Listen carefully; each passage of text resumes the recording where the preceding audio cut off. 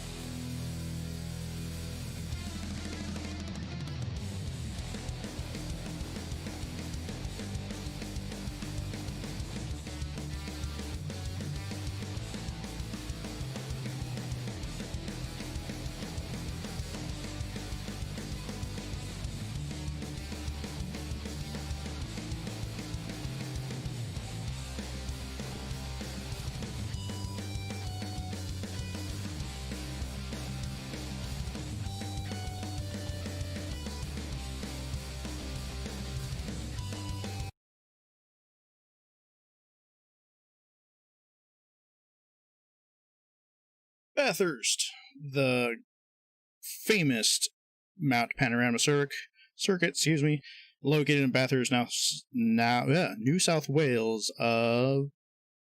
Pretty much built on the side of a mountain. The 3.86 mile length track, which has 513 feet of elevation change, is actually technically a street circuit. Since it is when it is not a track, it is actually used as a daily road. And the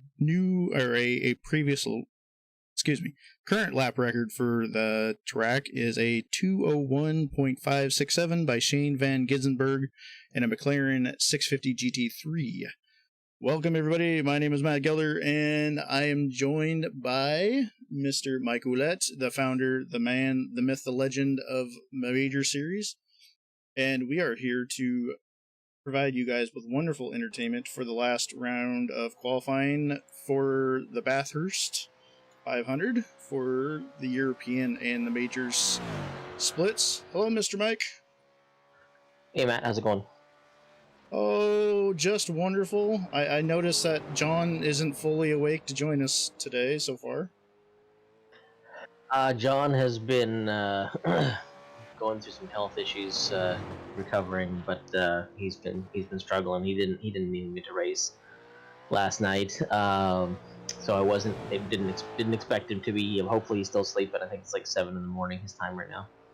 Well, we hope that he feels better. I know that's one thing to miss a race, but when you're feeling under the weather, that's not fun.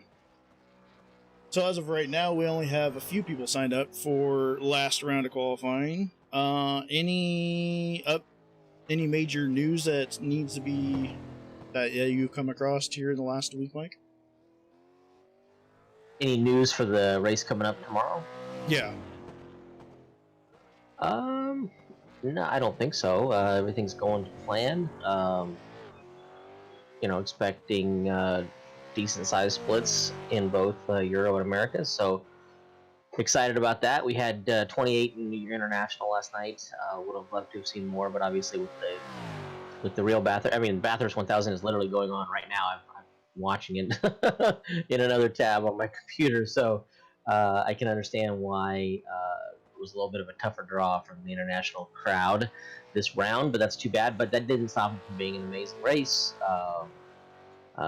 It was awesome, actually. Cam Dance led a lot of it, and then we had a couple guys driving from sort of middle of the pack. Jamie McKnight and Thomas Hins came from in the teens on the grid, and Thomas ended up winning it.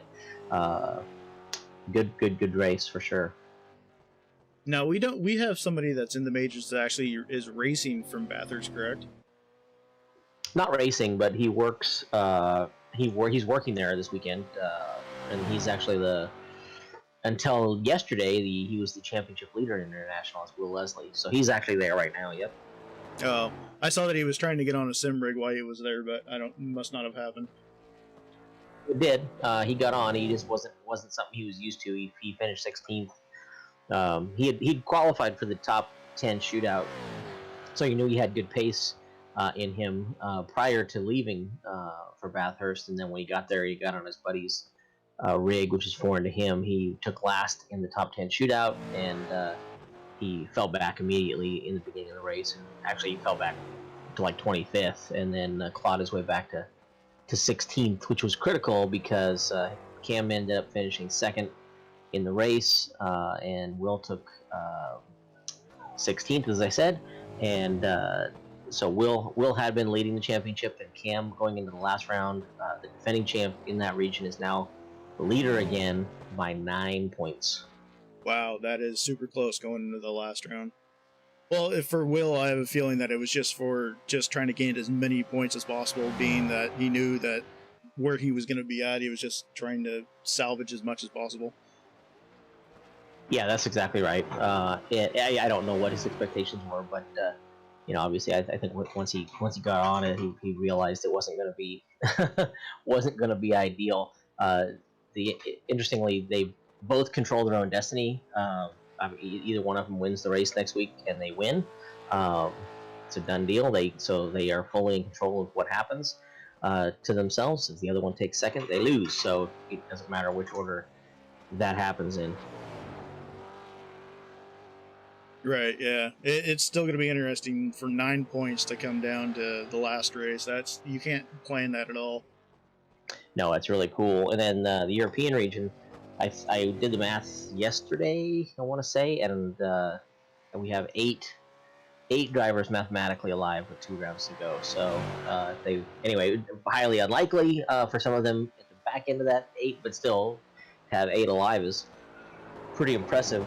And honestly, all of the drivers in the European region at the top have a bad drop week, and we have 1 road and 1 oval left. So there are about half of that 8 that are really in jeopardy this week, and they've got to survive this week because they already have a bad road drop.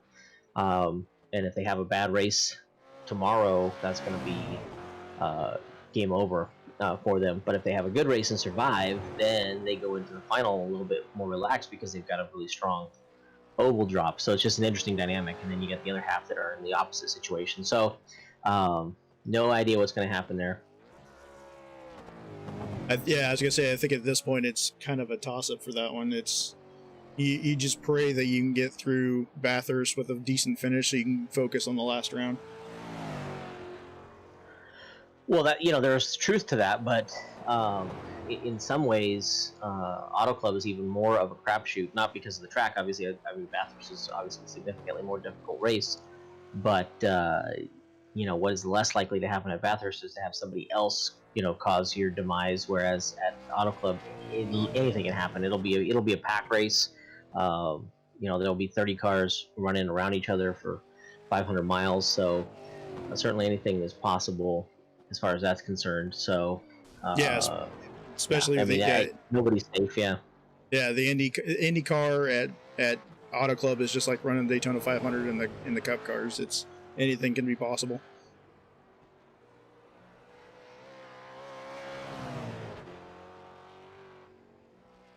So far, Trevor Travisky ran a 2:07.2, which is a pretty quick time. I don't know. I don't have the sheet up right now to see where he put him at. Isaac Snyder's at a 2:09.4.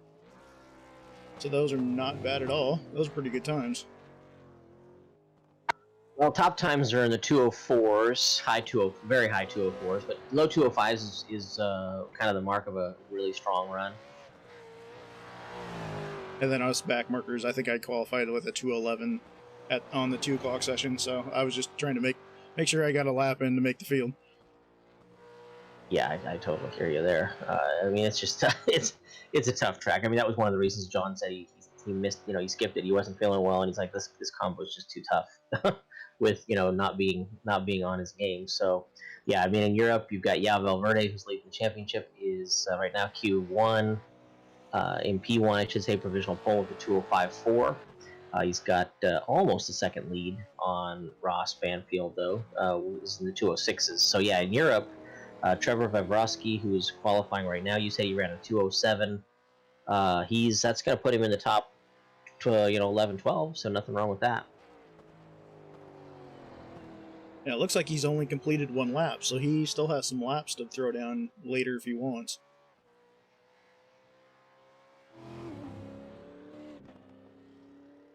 Yeah, for sure.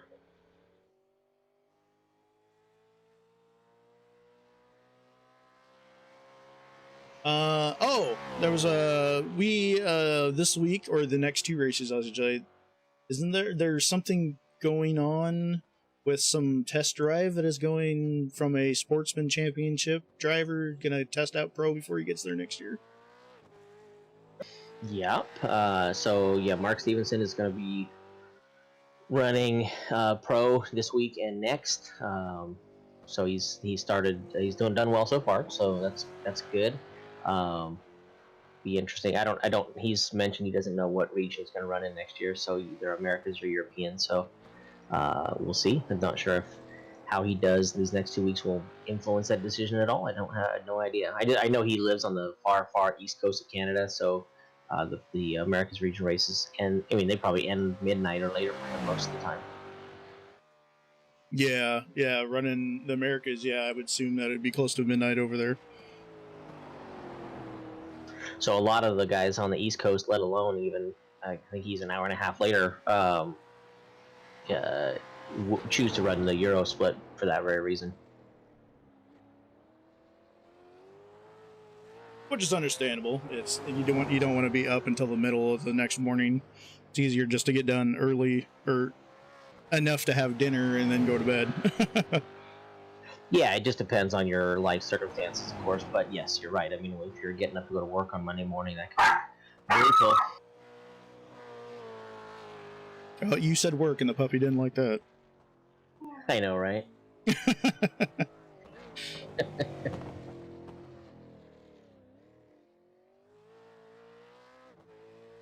See, so I'm really impressed with the queue times. I didn't think we would be in the 204s for a lot of the fast guys. I don't remember off the top of my head, were we running 204s with the older car last year? That's a good question. I'm not even 100% sure we were in the older car last year. And it switched over. I don't remember when it switched over. So you might be right. Maybe we were. But that's fast for sure. And we run cool temps in qualifying. 70 degrees. That definitely helps. In the international race, it was significantly warmer in the race, and times were a couple seconds a lap slower, so it makes a huge difference. Yeah. Let me look real quick. I have it up on my phone, so I was gonna look and see.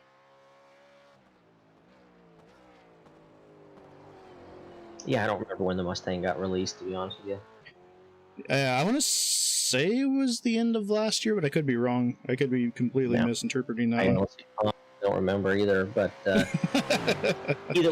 definitely drive totally different than the old car. So times are sort of you can't compare them too much either way. Right. But no, it's fast, and the international guys, normally I shouldn't say all the time, but normally the Americas region has the fastest qualifying times throughout the week, regardless. Obviously ovals especially, but even in the road, a lot of times they're the fastest, or sometimes the European will sneak in on the fastest on the road, but consistently throughout the field, the international guys are faster this round, which is obviously not a surprise. This is sort of right in their wheelhouse and their favorite race, so yeah. I was gonna say they run this more than anything that they would choose to run, so yeah, it's not surprising at all.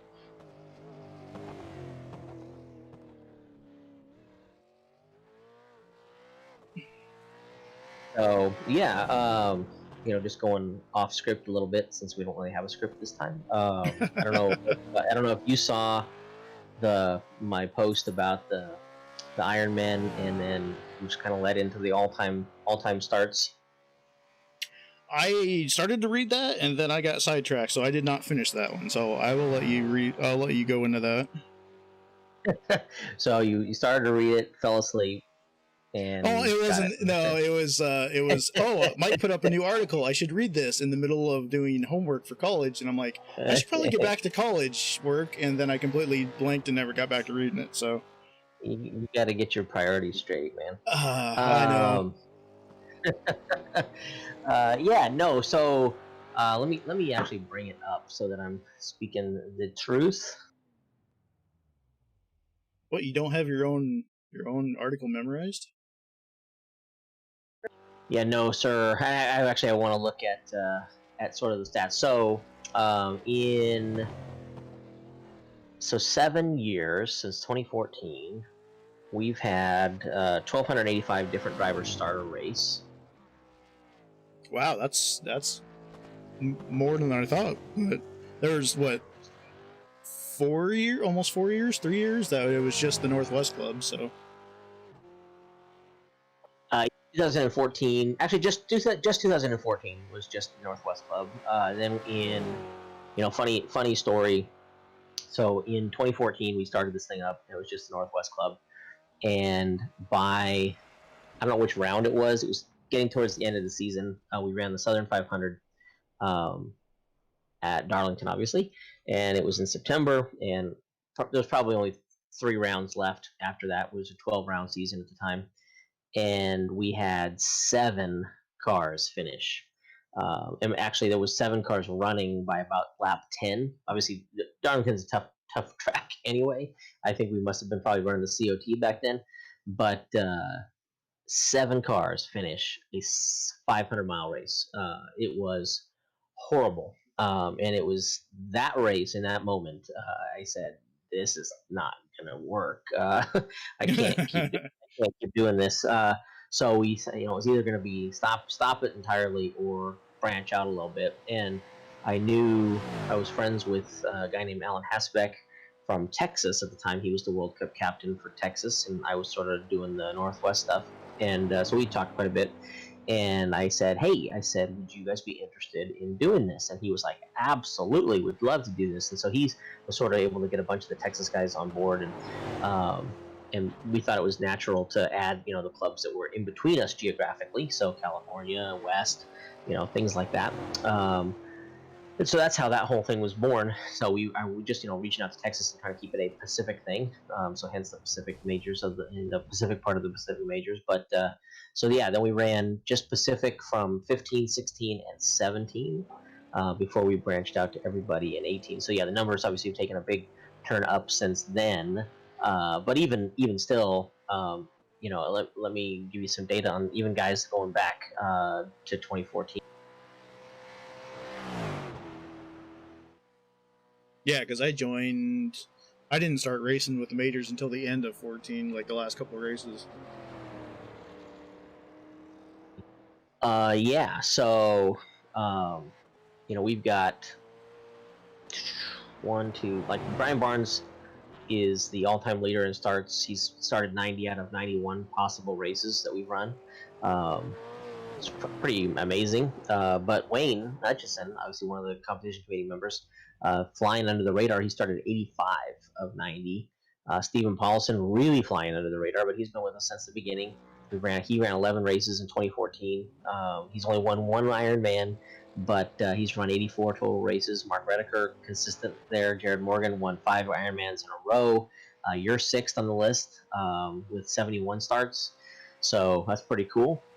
Anyway, he goes. It's a, you know, it's a who's who of the whole Northwest Club. So that have kind of stuck with it this whole time. It's very fascinating to me. And anyway, the reason I bring that up is number one, I'm sort of a numbers geek. I like just seeing that kind of stuff. But I also wanted to see, you know, who ran with us a lot.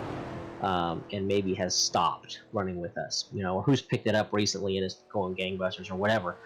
Wanted to get a feel for that, and you know, got some trends in there, and there are definitely a handful, if not more, you know, maybe 20, 25 guys that, you know, ran with us a lot for a long time and don't anymore.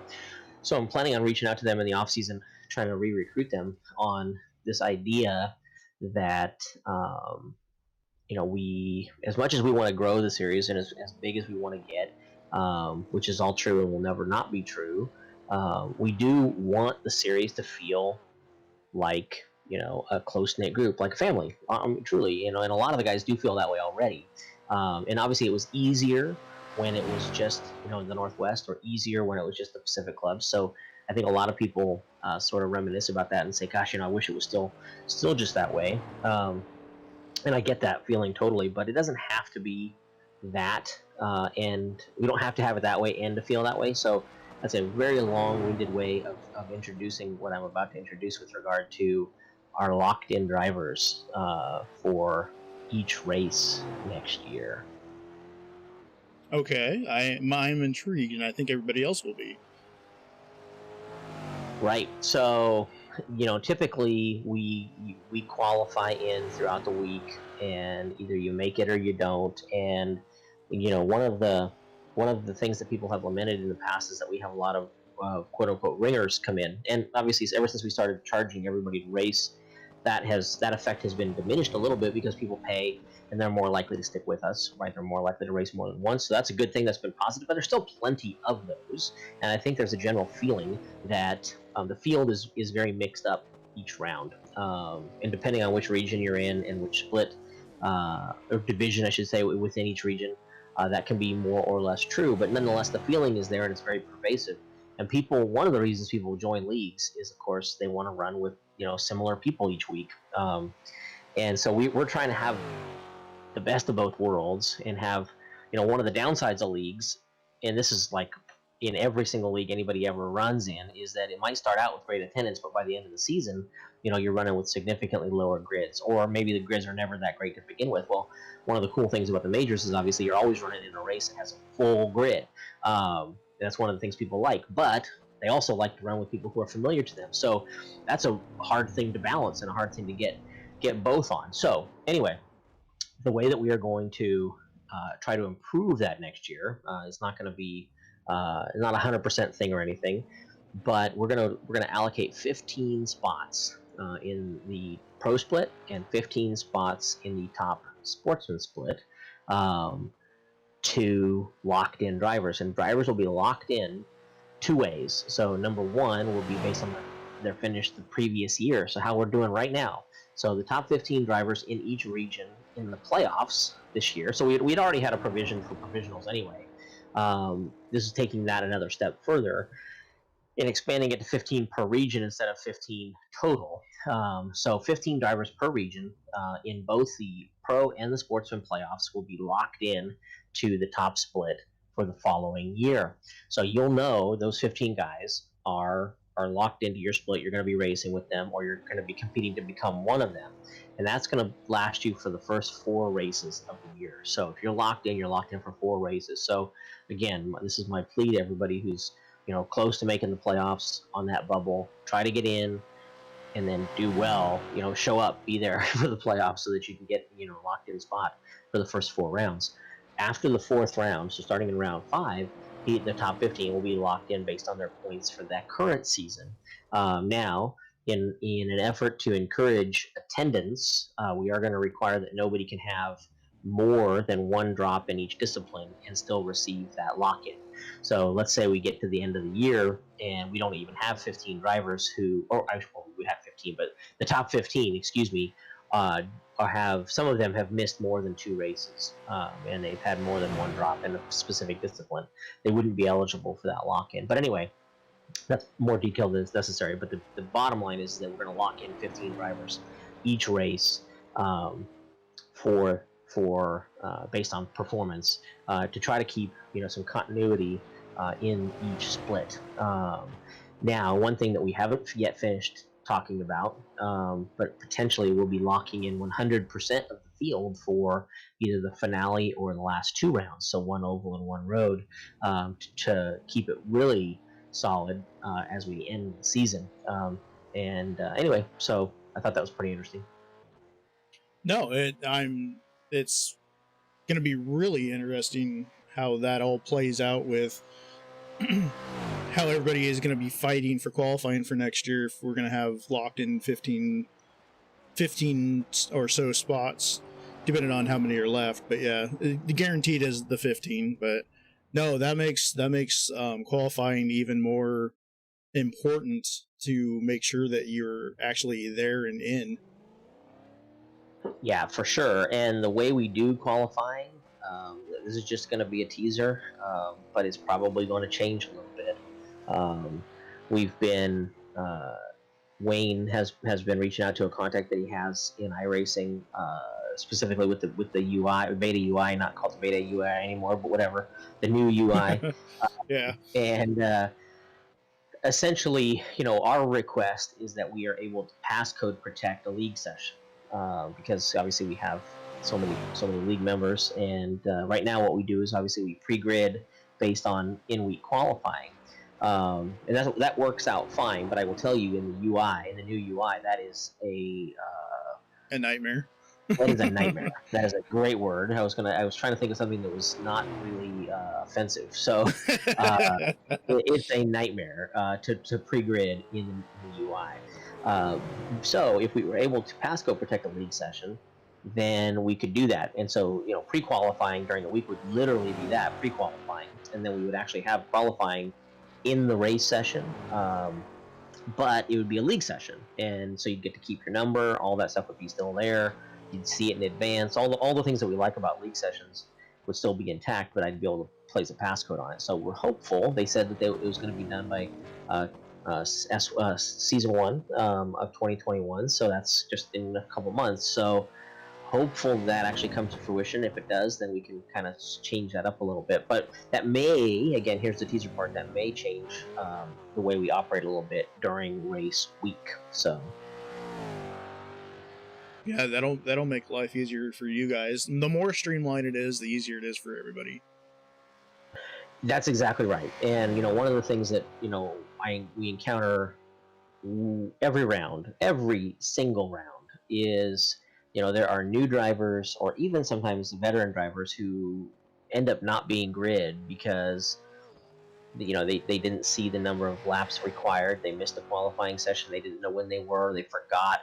Whatever. I mean, again, and there's plenty of information out there, so I never feel too terrible about it. But one thing you hate is turning people away.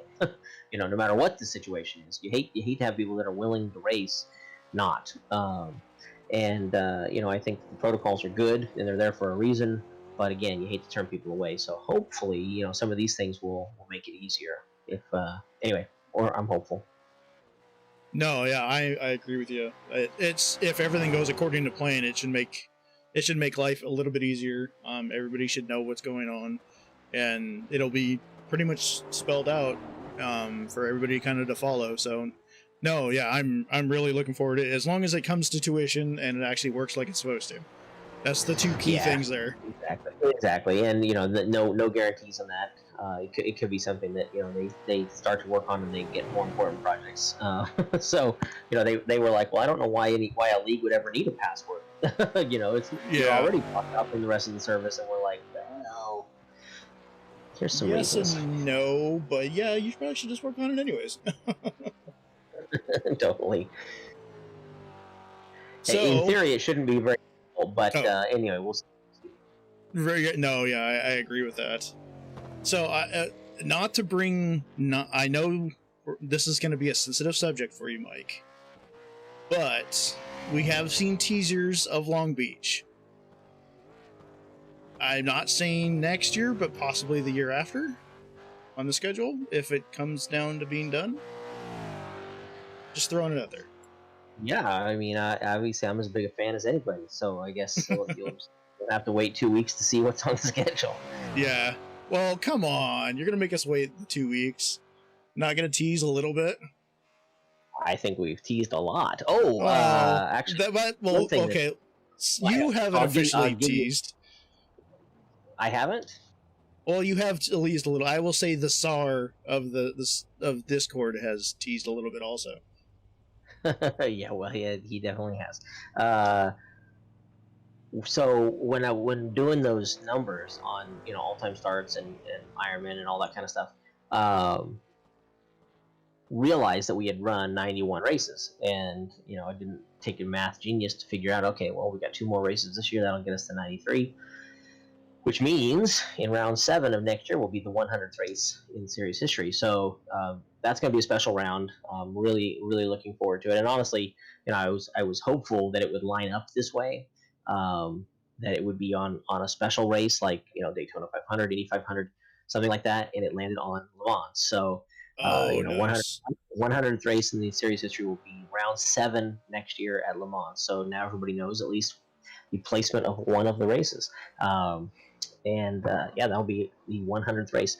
It's interesting that if the stars were truly aligned perfectly, Le Mans has been running for 98 years. This is the 98. This will be the 98th year. So if this had been their 100th year or 100th start, that would have been too cool. But anyway, I'll take it. It's close enough. We'll just plus or minus a couple of years. Yeah. No, that's exactly. That's really hard to believe that. Yeah, it's been almost 100 races, but yeah, it's come a long way since where it started. I'm proud to be racing here. Oh, that's makes me feel good. I appreciate that. It gets better and better, and it's always fun to see the new teams and guys that come on board and get really excited about it, and then end up staying for a long time. I mean, we've got a few of those, not a few, a bunch of those drivers and teams this year, and that's really, I'm thankful for that. So that's really cool. I'll give a second teaser on the schedule. And this is not nobody. Well, if you think you figured it out, don't say anything. But so Oh, come on. our 100th race is at Le Mans, which I just said. So if and he better do it, because anyway, if Brian Barnes completes the last 2 races of the season and then the first 7 of next season, which history tells us he will, then he will run his 100th race in the series in the 8th race next year. And all I will say is that race is an extremely appropriate race for him. So, yeah. Okay, Brian, you're getting called out. You are not allowed to leave this series until at least after your 100th race. Right, exactly. After that, you can do whatever you want, but you have to stay here till at least the 8th race of next season. He was thinking to himself, "Gosh dang it, I wasn't going to re-up next year." Right? It's like I could have left. Totally. Yeah, no, it's been a crazy year. It's been crazy rides. Yeah, no, I'm looking really forward to next year. Hopefully, you talked in the last Inside the Majors that you were trying to get Riding Shotgun and some of those guys back. I'm really hoping that they come back. More teams, the more competition, the better the racing gets. 100%. So that's always our goal, is to have, as I'll kind of call Mark out, actually, Mark Stevenson, the American Sportsman Champion. So he obviously has had a great year, more than deserving of the championship. But I will say this: the Sportsman winner that should be impossible to do what he did in terms of dominating the series, by the very nature of the Sportsman class, right? It's 2,000 I rating, etc., or 2,500 I rating, excuse me. And it's just, it should be a balanced field. And he was sort of an anomaly, right? He had a low I rating and was able to really improve as the year went along, and has taken his craft real seriously. So, outlier. But I laughed a little bit, because when he was deciding whether or not to run in pro coming up, he's like, well, he goes, I don't know if I should run pro or Sportsman in the last 2 rounds. I said, well, I said, it's up to you. I said, I think it'd be good, for you to run. I think it's a great idea for you to run pro. And he goes, well, if there's any, if I'm on the verge of breaking the wins record, for Sportsman, I want to do that. And I said, you have so far past that. That was broken so long ago. Anyway, his answer was, oh. Yeah. No, Mark was an anomaly. I don't think any of us saw what his potential was until like round 5, and we're like, oh, this is going to be interesting. But no, he earned it. He drove the wheels off every car. So no, he definitely earned that. That was great drives on his part. Yeah, no, right. Him running a pro for the last 2, I think he'll have a taste of what it's going to be like for running next year, for when he moves. Hopefully. Yeah, hopefully, and hopefully the field gets even stronger, as always. But be interesting to see what Christian does, if he comes back, if he runs Americas again, whatever. But obviously makes it tough on everybody, which is a good thing. With regard to sort of placing people, pro, Sportsman, etc. I don't know if you saw, but with the MTech series, we've developed a 4-tier program, or classification system, I should say.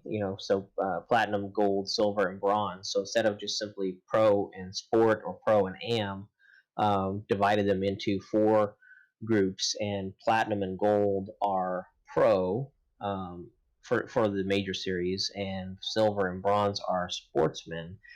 But the classification gives us a little bit of flexibility, meaning, let's say somebody they're rated as a gold, based on either their I rating or their I rate or their majors experience. They can petition to be a silver. They can petition to run Sportsman, and we'll evaluate that based on their times, and may even actually have a qualifying session. We're discussing that, having some time trials for people. But anyway, there's potential for somebody to switch either from pro to sportsman or sportsman to pro based on their ability and based on that rating scale of platinum, gold, silver, and bronze. And the idea, just the simplest idea behind it is just we want to place people where they belong. We want the competition to be good throughout the field for everyone, and when that doesn't happen, that's a bummer. So every time we can tweak it to make that closer to reality, we're going to continue to do that. And obviously, the bigger the fields get, the closer that gets to reality too. So that's always an important thing, is getting the fields as big as possible. And obviously, we're doing always heading in the right direction there. So very happy to see that. But if one of the other things that the 4-tier classification system allows us is if we get enough signups in any region, and I'm hopeful that we will, in at least 2 of the regions, it's going to allow us to actually have a second sportsman division.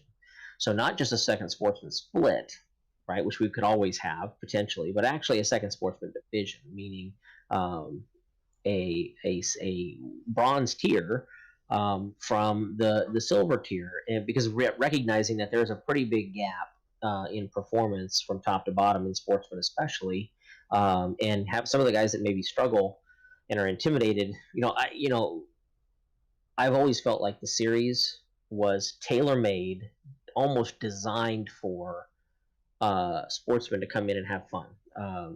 Get to run the best races in the world, biggest races in the world in a really professionally organized atmosphere, where their only other option currently is hosted, or not hosted, is officials, and like the official Daytona 500 or Indy 500, and those are just crapshoots, and you're never running with the same guys. And honestly, whether or not you're running with people that are of similar ability is another question altogether. The iRating works, but only to a degree. And so all of those things, I felt like from the beginning that pro is important. Obviously, we're always going to celebrate our pro champions, but I always felt like the series was really designed and should be bolstered tremendously by having a ton of sportsmen. And we have lots of sportsmen, but the fact that we have as many or more pros in each region tells you that we have a long way to go there. And if this tier system works and we can bring in some guys that are maybe a little bit intimidated by the whole schedule and intimidated by the big league sort of atmosphere that they perceive it, then we'll have that bronze region. Some people call it rookie, whatever, but it'll be a bronze sportsman class, and it'll be fixed setups, same races, same length races. But again, it's an idea. It's the maturation of an idea to keep as many people in the same splits with the same guys as possible throughout the year, so that you kind of build those relationships and that camaraderie, and get what a league is all about. So that is, we wanted to do something like that for a while, and we needed to get bigger to do it. And this year, when people register for the series, you're not going to pick whether you want pro or sportsman. You're just going to register, and we're going to place you based on either your iRating or your majors experience cap. So the tiers, the bronze, silver, gold, platinum thing. So we're going to place you, and then, like I said, there'll be opportunity for people to appeal that want to run pro or want to run sportsman. Those appeals are not guaranteed to be approved by any stretch of the imagination. We're going to try to dictate more who goes to each division, because frankly, I feel like there were a lot of people in the pro division, especially at the beginning of the year. They picked pro because it had the name pro, right? We said if you want to move up, you can, but that was a mistake, because there were folks that clearly should be running in sportsman, and you should want to run where you are going to get the best competition, not which has the name pro versus the name sportsman.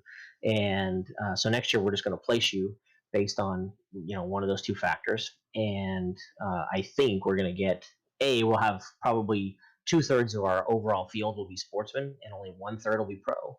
And the fields will be way closer on ability. I'm excited about that. Right. Yeah. No, I agree. I agree 100% on all of that. I have a feeling that some people sign up for pro because possibly of, pro is going to be the broadcast split, so I'm going to be part of the broadcast split, and then come to realize it's like, I have no way of running as fast as these guys, so I don't know what I'm going to do now, kind of thing. Exactly that, and that happened a lot. Where I had a few guys that wanted to move up or down, based on those factors, and honestly, depending on who it was and how many, that was something that we approved or didn't approve. We had guys that were in sports and that wanted to move up, and I said yes, definitely. You can't keep your points, but it's okay. Same thing going the other way. But it was just better for them. But unfortunately, you still have lots of people that just ran a couple races, didn't make the show, and were so far off that it was discouraging, and didn't hear from them again. So a lot of people, that's the feedback they give you, is not showing up. They don't give it to you other ways, and so we've got to listen to that silent feedback, so to speak. So yeah. So you're right. You're 100% correct. Joe Holman is asking, is there going to be a list of who's eligible for pro and sportsman? So yes, Joe, it is the list that was posted for MTech. That will obviously change slightly after the last 2 rounds of the season, so that'll be updated. So the rankings will be the 4 tiers will be updated with each race, and so where somebody stands will be determined based on that. And it's how you stand at the end of the year that will determine where we place you for 2021. And if somebody registers and they've never raced with us before, we use their iRating to do that. And again, there will be an appeal system. We may even have, we're going to call it winter testing. We may do that if we have enough people that want to go, one division or another different than what we assigned them. So we may have some winter testing where, based on times, we place you. But the idea is that we place people where they're going to have the most fun, where they're going to be the most competitive. I can tell you that we've obviously always broadcast the American Sportsman Split. I shouldn't say always, but for the most part, we've broadcast the American Sportsman Split. Next year, we will also be broadcasting the European Sportsman Split. So there's no incentive to move up to pro if you're not pro level, and get out of your element there. So we're gonna have it's a really cool group of guys that's actually from Ireland and the UK that are going to be broadcasting for the European Sportsman. We got a new broadcaster for American Sportsman starting this week. Testing them out for 2 rounds, see if we like them, if they like us, and maybe we'll extend them into 2021 as well. So, but basically, the idea is that we will have the top sportsman split and the top doggy split. The top split of pro and sportsman will be broadcast every region. That's the goal. So, since you brought up MTech, is there any more news about MTech or the Predator series that you want to talk about? Besides the licensing that you just went over? Yeah, that's it. So hopefully that answered your question, Joe. I think Mike explained it pretty well there. You guys don't be afraid to ask questions too. My dog is barking at kids in the street. So oh, that's fine. Who knows how long that's going to happen.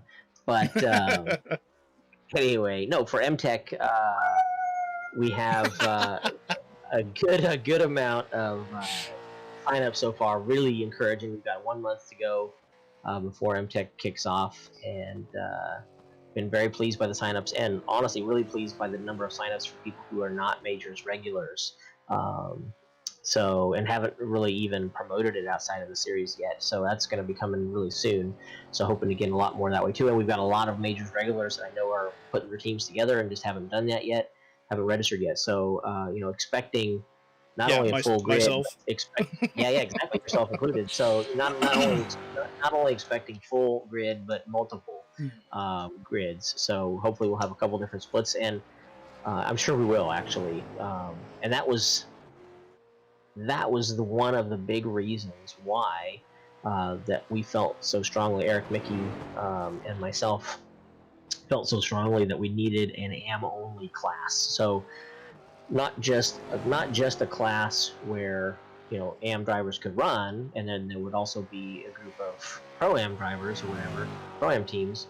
But we wanted one that was just for AM teams, because if we end up with multiple splits, we did not want all the AM teams getting shut out of that top split. So this is a way for everybody to get a chance to shine, and it's going to make qualifying to get into those splits super important. And the fact that there's no all pro teams means it's going to be just all shaken up with regard to who's in the main split and whatnot. So I'm really excited for that. But yeah, so I'll forecast probably 100 to 140 teams probably sign up by the time we start the first week. Yeah, that's that's gonna be crazy. That's a lot of cars. And if for anybody that is watching this and doesn't know what Mike is talking about, MTech is Major's Team Endurance Racing Challenge, I guess we call it. Minimum 2 drivers, maximum 4 drivers. If you want more information, pacificmajors.com/MTech. I think that's right. Yeah, okay. But it's on the main menu bar, so you can find it there too. You can always find it there. If you guys are looking for more information or looking for a team series to kind of help get into, if you're new to team series or team racing, or if you want more team racing, more than what the iRacing service provides, their official races besides doing hosted, come check that out. So we can always use more people, and then maybe we can get you into the full majors series to come run the full series with us. Exactly, and that's a perfect segue. So I want to take this chance to just let people know that new people that are coming in just for MTech, for sure, you can sign up for MTech and then also do the majors. One thing that I haven't really talked about much yet, but I'm going to have a whole article on it, but I'm going to be encouraging strongly people to sign up for the monthly subscription as opposed to paying the single fee. Either one is fine. If you want to pay the $40 to be in the major series next year, you totally can. If you want to pay the $15 to be in MTech, you totally can. That's all fine. But for $7.99 a month, and I don't want this to sound too salesy, but I do want to kind of present the why behind it. For $7.99 a month, you get MTech, you get the majors, you get Predator, and you get anything else that we come up with. And by the way, we have a few other things in mind. So you Mike's automatically brain doesn't stop. Never stops. So you get a couple. You get all those series included in that fee. Number one, you don't have to pay as much up front. But number two, the hook is in you, so to speak. And I don't mean that in a bad way. I mean, look, if you're paying for it monthly and you see that came out of your PayPal or your credit card or whatever, and a new series comes up, I want you to say to yourself, well, I'm paying for it. I want to run it, right? Whereas, instead of making the decision, I want to kick in another $15. I'm doing the majors already for 40. So I just want it to be a done deal in your head if you're running it. And you're going to have a good time. It's going to be run well. So just do it, right? Anyway, so that's sort of my petition. And, and for new people especially, $7.99 a month, get you started with MTech. That's super cheap. And then you can roll right into the majors. Easy deal. Next year we won't have any silver passes. We won't have any bronze passes. You either pay the $40 for the season, or you can pay $7.99 a month. If you just want to race, a race here or there, you can pay the monthly fee, and you can stick with it or not stick with it. That's up to you. But those will be the two ways you can get into the majors races next year. And again, I would highly recommend that anybody, series veterans as well, as new people, do the $7.99 a month. I think it's not cheaper. I'm not going to try to convince you that it is. It's definitely not in the long run cheaper, but it just kind of makes it, that onus to keep running in everything that we do. And the more series that we do, it actually could become cheaper. So anywho. Right, and the nice thing with the flexibility of monthly is, if you happen to miss a race, you can skip out on that $7.99, or if you're going to be gone for a month or two with work or emergency or something like that, then you can always come back or cancel it and then come back when you're ready to. 100%. That's exactly right. So it gives you a lot of flexibility with regard to that. Obviously, we want people to be Ironmen and run every race, but we also are realistic and realize that's not going to happen for everybody. And so that really does give you the ultimate flexibility in how you want to run your season.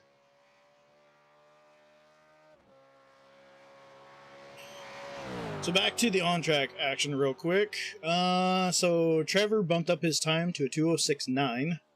Isaac still held his 207.4, and then we have Maurice Goldman. He's at a 207.7. He's on track. I believe this is his last lap, which he had a bump coming down the hill, so I don't think it's going to count. Ray Partridge had a 208.252. Brett Trosen had a 210.420. Hey, that's about my time. And Ron McPherson was struggling a little bit and finally put down a 221.589. That's all the takers we've had so far. We got 4.5 minutes left on the timer. Don't be afraid. Don't be afraid, chat. You guys can talk. It's okay. Mike doesn't bite that hard. No, I'm feeling talkative, so you might as well ask questions if you got. I know, this is rare. He doesn't normally talk this much. We have to coax it out of him. I'm getting jazzed for the next season, and I'm really excited to release the schedule and all that good stuff. So we've been working really hard on it I've been working on it all day, to be honest with you, just preparations and whatnot. So it's a as much as people are excited to see it, it's a big payoff for me to get to release it and see people's reactions and whatnot. I will tell you, I'm super. I think people are gonna be like, "What?" when they see the schedule this year. I mean, obviously, there's a lot of the things we've done before. I'm not gonna try to claim there's not. But there's some very interesting things that are different. So I'm excited to see people's reaction. Okay, that makes me scared for next year. I honestly, going into this season, when I saw the USGP, I was expecting it to kind of be, oh boy, here we go. But it actually was a fun race. I actually enjoyed it quite a bit. Well, so you bring up, that's a great point, because it was a fun race. It was a great race, and we knew that it would be, but we had a lot of people not take us up on it, if you will. And the way we designed the schedule for 2020, we were front loaded with a little bit more oval, and we got a lot of that commentary in the survey. But we are also front loaded with our bigger events, Indy, Le Mans, Daytona, things like that. And we have a stretch in the middle of the season that, I'll be completely transparently honest. That's my favorite stretch of the season. Like starting with the dirt race and the F1 race at Spa, and then the classic F1 race at Watkins Glen, and the Silver Crown at Lucas Oil. Those to me are quintessential majors races.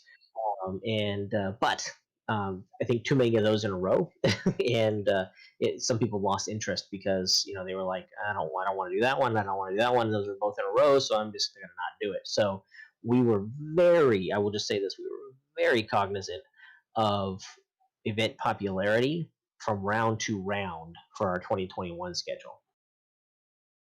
That makes me sound, or that, I was gonna say that makes me sound. That sounds like it's gonna be very interesting next year, and I cannot wait. When the season is fully released, even though you're gonna tease it all the way till the end. And Mr. King has shown up in chat. Hello, Mr. John King. Hopefully you're feeling a little bit better. I know Mike's voice soothes your soul and makes you happy. It's a prescription. Yes, $7.99 a month.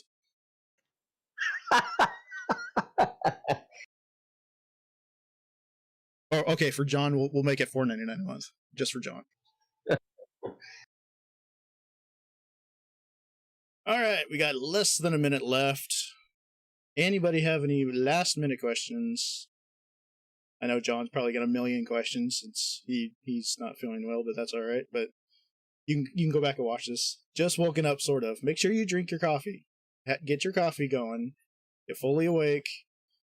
Go back and watch this later, because we didn't screw it up horribly. We did pretty well for not having a script. I will just say that. Yeah, I mean, we didn't talk about much of what was going on the track, but you did a good job with that. I totally ignored that. So that wasn't so good. But I'm just here answering the questions that aren't asked. It's my job, I guess. But or the ones that get asked, or the ones that get asked 3 days later. Exactly. So the last thing I would just say is obviously put out the post about not volunteers, the opposite of volunteers, but for folks who want to, we're going to have an admin in every race next year. So big undertaking there. So people who are interested in signing up for that. We're looking for people to do some log writing. I actually have found a video editor, so that's super exciting. We're gonna have a series promo and some race highlights and all that kind of stuff. But anyway, so I've got several things that we're needing help with, and if anybody out there is interested, please hit me up. Yes, Mike has to let go of the website too. Totally. All right, everybody. Not you. Be quiet. Now my dogs are starting. Way to go, Mike. Exactly. So yeah, that's it. Thank you, everybody, for coming and checking out the broadcast again. This is our second to last one. We do have one more to go. We will make it very, very special for the last one. I don't know how, but we'll make it special somehow. Thank you, Mike, for showing up. It's always good. I think we talked a lot about almost everything that was going on in the majors. Looking forward to next year. Looking forward to everything. Yeah, everything coming up. Everything MTech, Predator, end of the season stuff, next season stuff. It's going to be interesting. All of the Ironmans, all the just everything going on. You're nonstop working on it, and it's paying off. It's showing. Grateful to be here. So, with that ado, one more to go. California next year, but make sure you guys check out the international race that was ran this morning, yesterday, depending on where you are in the world. That we have Americas and we have Europeans. The European splits starting tomorrow morning, afternoon, depending on where you are in the world. Also, keep an eye out for iRacing Esports Network. Keep an eye on those. And with that, I will see you guys later. I'm Mal Geller, joined by Mike Ouellette, the man, the myth, the legend, and we'll see you guys later.